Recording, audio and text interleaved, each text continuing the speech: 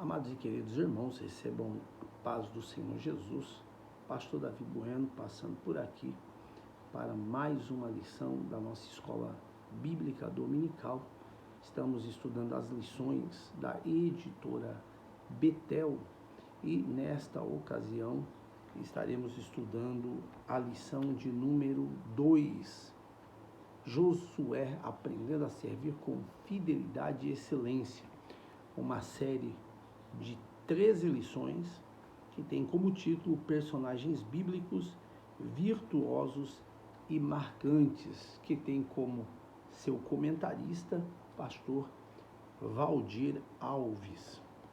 E antes de nós fazermos a leitura aqui, gostaria desde já de pedir para você que está se achegando, se inscreva no nosso canal, deixe seu like, compartilhe esta mensagem, pois isso é importante para nós, pois o YouTube entende que o nosso conteúdo tem relevância e assim conseguiremos alcançar mais pessoas e grupos através da propagação do Evangelho.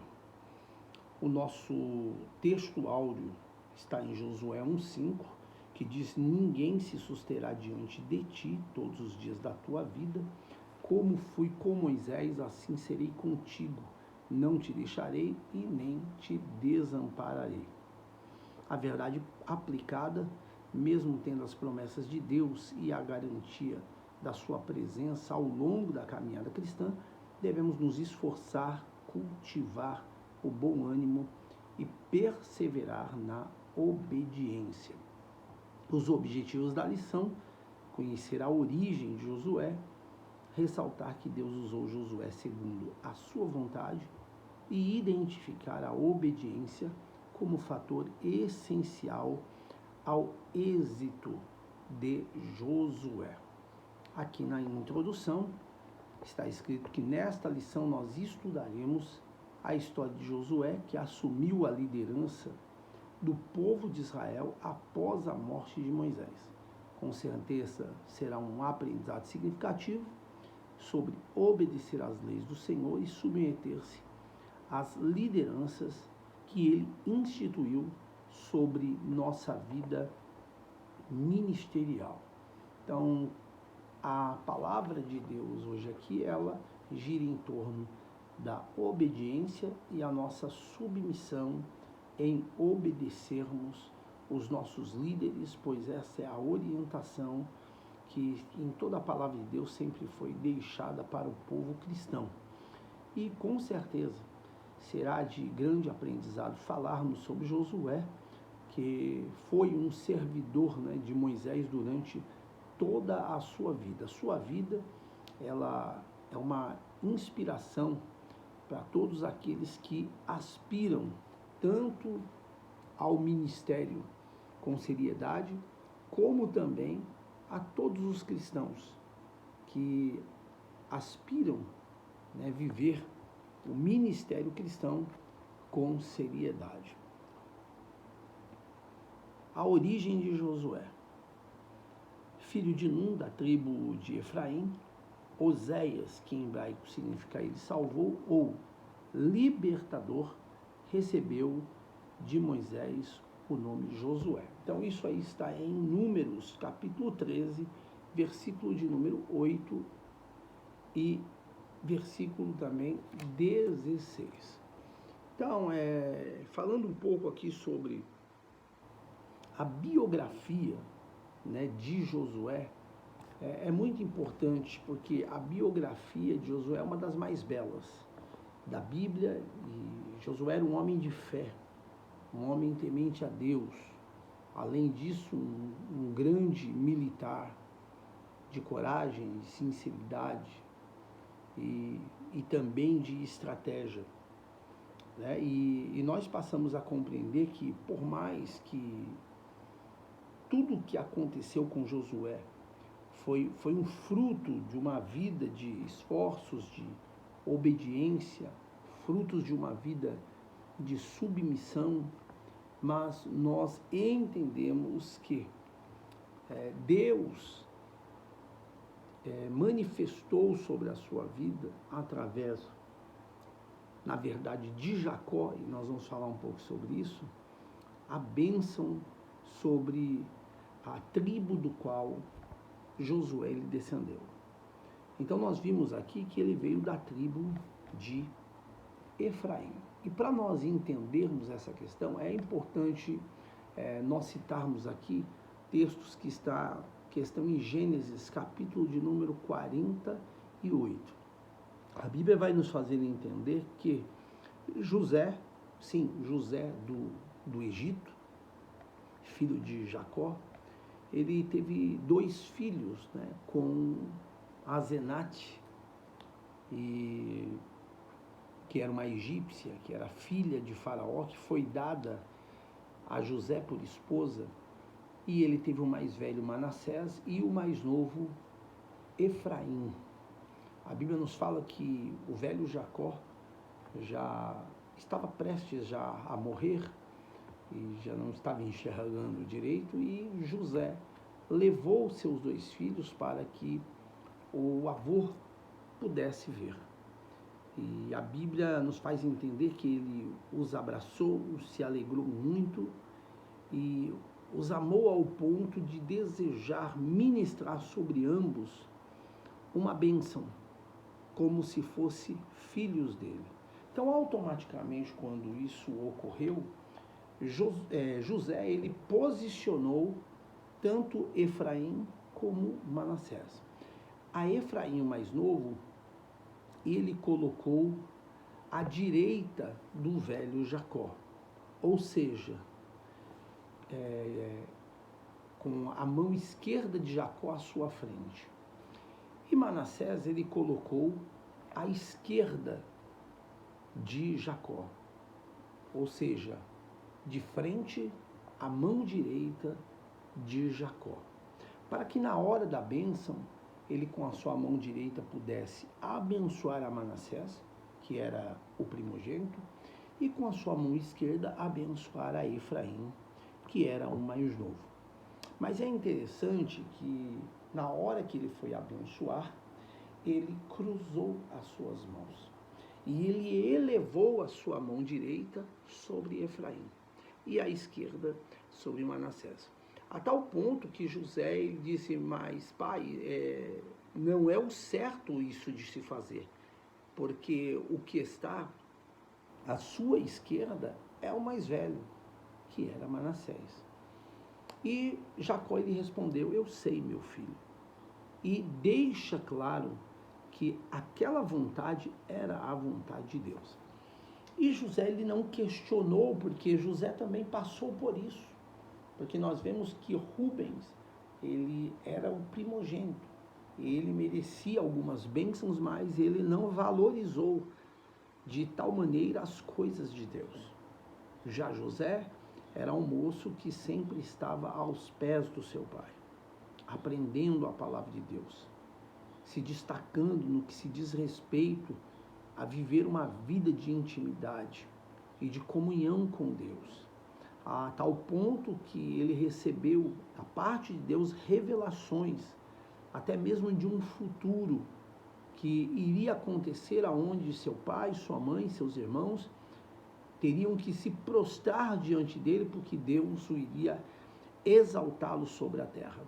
E diante disso nós entendemos, ao decorrer da história, que os seus irmãos se levantaram contra ele, o venderam para a terra do Egito como escravo, e diante de todo aquele episódio a gente vê que ele cresceu e tudo que ele em sonhos revelou, seja ao seu pai ou seja até o próprio copeiro lá no reino, isso aconteceu, se tornando governador da terra do Egito.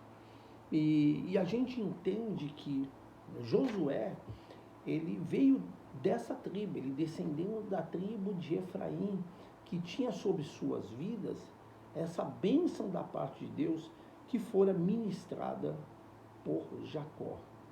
E é como eu disse, é claro, a pessoa pode sim ter a bênção de Deus sobre a sua vida, mas para que algumas coisas ocorram, é necessário ter uma vida de obediência, ter uma vida de submissão, ter uma vida onde a pessoa entra pela vontade de Deus. Caso contrário, pode estar debaixo de inúmeras promessas, que as promessas não se cumprirão. Então vai dizer aí, Josué era um homem obediente.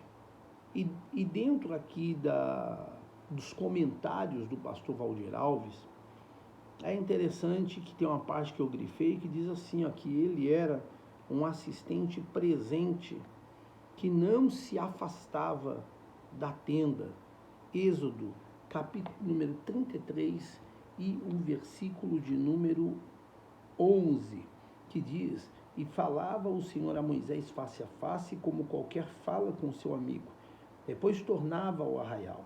Mas o moço Josué, filho de Num, seu servidor, nunca se apartava do meio da tenda. Isso aqui é extraordinário, porque isso aqui fala que ele aprendeu a ter uma vida de intimidade e comunhão com Deus através de Moisés. E é importante nós frisarmos aqui que existem muitas pessoas que até têm uma chamada da parte de Deus e elas aprendem qual é o caminho para viver uma vida de intimidade, uma vida de comunhão, uma vida de crescimento espiritual. Mas o fato de serem ensinadas não significa que vão colocar em prática. E muitas das vezes não tem um ministério sólido, um ministério de comunhão com Deus, um ministério onde as pessoas literalmente podem ver que aquela pessoa tem uma vida de comunhão com Deus, justamente pelo fato de que aprendem, mas não exercem. Aprendem, mas não colocam em prática. E a gente vê que o princípio do sucesso, seja ele na vida cristã ou na vida ministerial, ele depende de uma vida de comunhão que nós venhamos desenvolver para com Deus. O Salmo de número 91 e o verso 10 já diz: nenhum mal te sucederá e nem praga alguma chegará à tua tenda.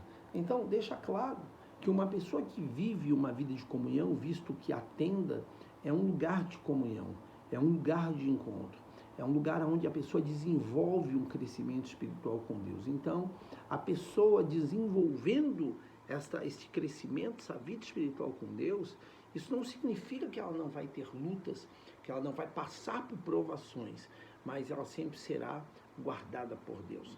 Ela sempre terá a ajuda, o apoio de Deus na sua vida cristã, como também na sua vida ministerial.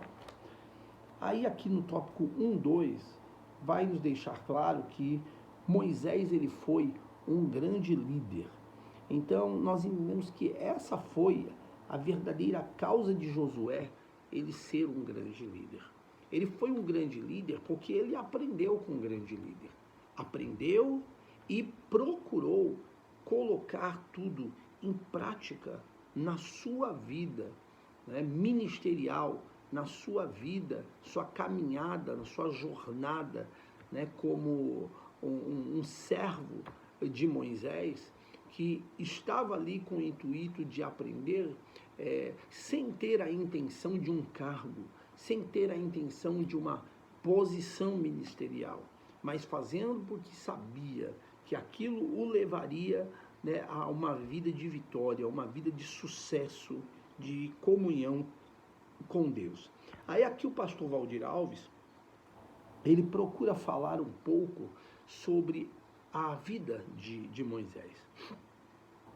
Então eu grifei algumas partes e ele diz, ó, um bom líder deve preparar sucessores para ocupar seu lugar quando for a hora. Então eu costumo dizer que feliz é o obreiro, feliz é o cristão que tem como pastor um ótimo líder. Um líder que ensina e que ao mesmo tempo traz o testemunho do que é ter uma vida de intimidade, do que é ter uma vida de comunhão com Deus. Diz o texto aqui que Moisés foi instruído no Egito, Atos capítulo 7, e versículo 2, que está escrito que Moisés foi instruído em toda a ciência egípcia e era homem poderoso em palavras e obras. Mas aqui diz que ele passou os próximos 40 anos como estrangeiro na terra de Midian.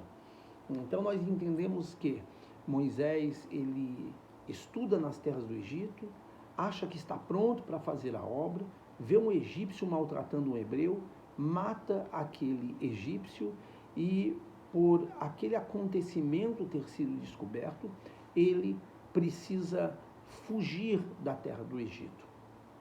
Conhece Jetro, casa com sua filha e fica 40 anos no deserto, até que Deus aparece para ele no meio de uma sarça e chama-o para realizar uma grande obra. E é interessante que quando Deus o chama, Deus já deixa claro para ele, deixa claro para Deus que ele não sabia falar. E Deus então diz para ele, eu sou o Deus de Abraão, eu sou o Deus de Isaac, eu sou o Deus de Jacó. Então a gente passa a compreender com isso que Deus estava dizendo para ele, aquilo que é impossível para você é possível para mim. Porque Abraão, ele foi marido de uma mulher estéril, como Isaac foi marido de uma mulher estéril, e Jacó também teve como esposa Raquel, que também era estéril. E foi justamente dessas mulheres que descendeu aí essa grande nação, as 12 tribos de Jacó, ou as 12 tribos de Israel. Então, na verdade, Deus estava dizendo para Moisés, eu sou o Deus do impossível. E o fato de Deus ter deixado ele 40 anos ali no deserto, era justamente para, em partes, ele tirar os olhos da grande sabedoria que ele tinha. Deus, com isso, estava dizendo, você vai libertar o meu povo Israel da terra do Egito, não segundo a sua imaginação, mas você vai libertar o meu povo segundo a minha revelação. E a gente entende que quando chega lá em Êxodo 17, que é a primeira vez que a Bíblia fala sobre a escrita, depois da vitória sobre os amalequitas, Deus disse para Moisés, agora eu vou usar da tua sabedoria. Então, escreve tudo o que ocorreu aqui num livro para a memória. E escreva que Amaleque nunca mais será para todo sempre. Então, nós passamos a compreender com isto aqui, que independente do conhecimento que nós tenhamos, né, o desejo de Deus é que nós venhamos estar dispostos, sabe, a viver uma vida segundo a sua revelação. Jesus, ele disse aos discípulos, o Espírito de meu Pai vos lembrará de tudo que eu vos ensinei. Então eles não iam viver uma vida segundo aquilo que eles gostariam de transmitir ou de falar, mas eles seriam orientados para falar segundo o momento que estava sendo propício para eles falarem.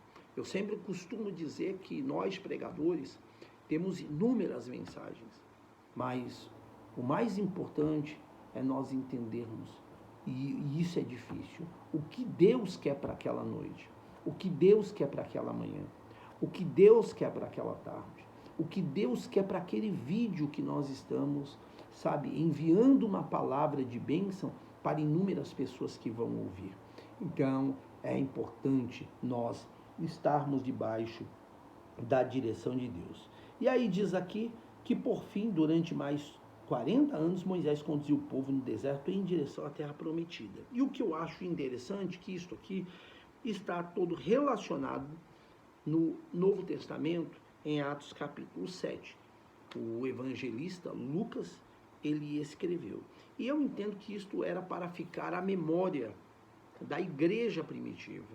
Então isso me faz entender que estas coisas, elas devem permanecer à memória da igreja dos dias atuais, para que possamos compreender que quando damos ouvido e antes valorizamos a presença de um grande líder, de um grande ensinador, alguém que pode nos ajudar na nossa caminhada, nós devemos entender que seremos abençoados por Deus e também teremos um ministério proveitoso e através das nossas vidas, outras vidas também serão levantadas, né, com sabedoria, graça e humildade para fazerem a obra do Senhor.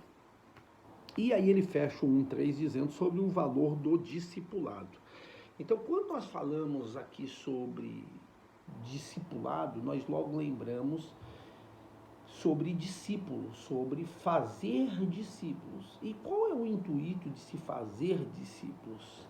É para que as pessoas venham criar a prática, tanto de seguir, de imitar e de serem formados da melhor maneira possível no que diz respeito a viver uma vida de obediência a Deus e uma vida, é claro, de submissão, né, às lideranças propostas.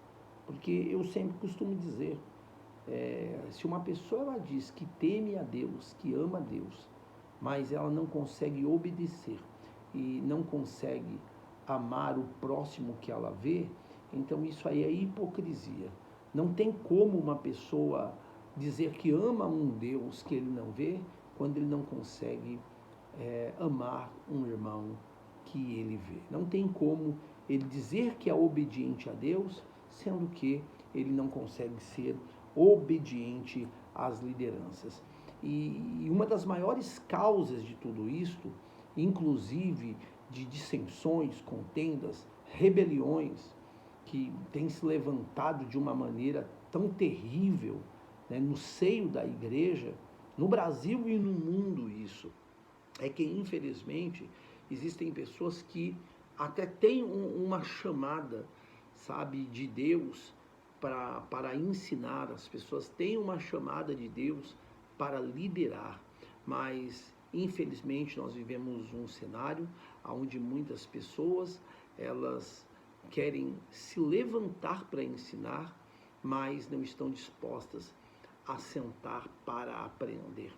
E aí não dá, sabe? Infelizmente, as pessoas irão acabar seguindo por um caminho aonde elas vão querer colocar as pessoas, não aquilo que a palavra de Deus diz, mas aquilo que ela pensa, aquilo que ela acha, porque mesmo tendo ótimos líderes, mas não valorizou a presença deles no momento essencial do qual eles estavam ensinando. Então aí nós terminamos aqui, né, essa primeira parte aí, aonde nós passamos a conhecer, né, a princípio aí, a origem, ok, de Josué. Amém? Deus abençoe os irmãos.